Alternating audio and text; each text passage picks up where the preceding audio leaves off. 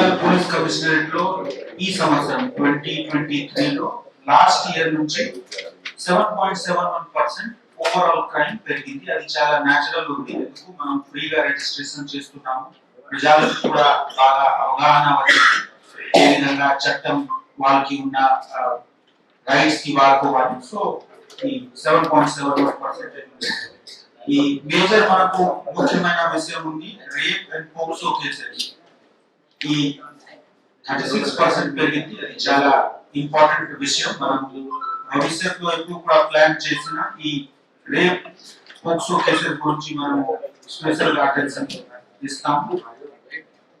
అదే విధంగా crime against women కూడా 18% పెరిగింది.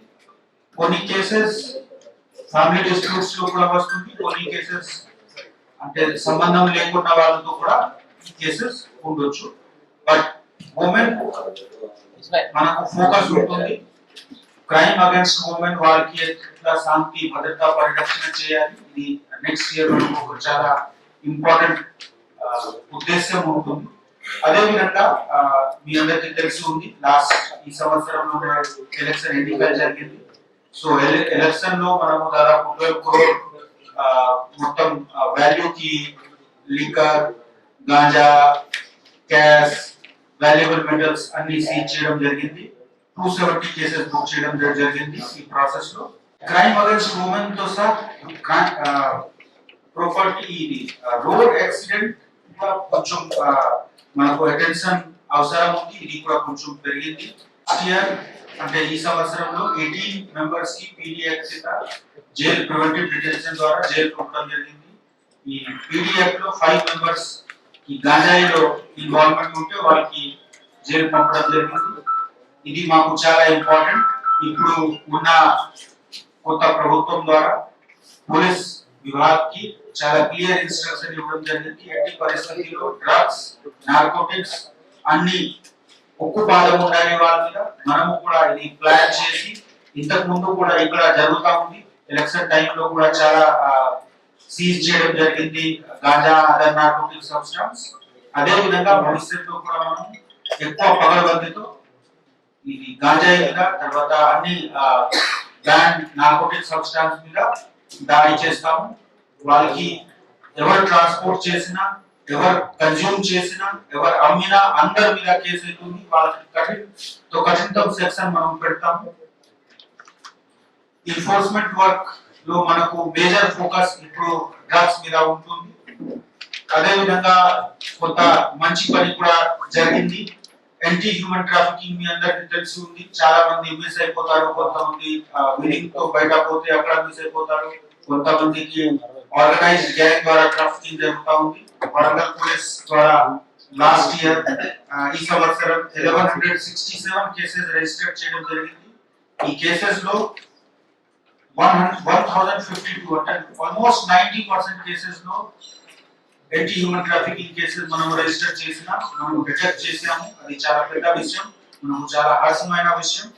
మనకు ఉన్న ఫెసిలిటీస్ 100 డయల్, తర్వాత ఇక్కడ కూడా మనకు సీసీటీవీ కెమెరాస్ ఉంటే అది కూడా నేను నెక్స్ట్ ఇయర్ మనం ఫోకస్ చేస్తాము. 100 డయల్ లో మన రెస్పాన్స్ మంచి ఉంది, ఎక్కువ ఇంప్రూవ్ చేయాలి, అది మన ఉద్దేశం. మీ అందరి మాధ్యమంతో నా రిక్వెస్ట్ ఉంది, జరిగిన విషయం ఈ సంవత్సరంలో జరిగిన విషయం మనకు ఒక హ్యాపీ నోట్ లో మనం కన్క్లూడ్ చేస్తున్నాము.